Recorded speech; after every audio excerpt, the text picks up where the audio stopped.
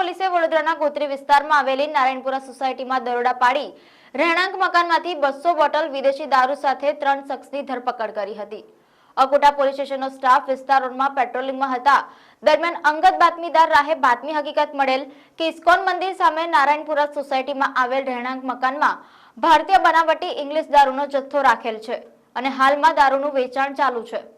બાતમીના આધારે આરોપી ચિરાગ વસાવા, મહિલા નિશાબેન મનોજભાઈ વસાવાના રહેણાંક મકાનમાં દરોડા પાડી ભારતીય બનાવટના વિદેશી દારૂની નાની મોટી બોટલો નંગ 121 તથા બિયરના ટીન નંગ 80 મળી કુલ ₹40,600નો મુદ્દામાલ કબજે કરી પ્રોહિબિશન એક્ટ અન્વયે કાયદેસરની કાર્યવાહી હાથ ધરી છે।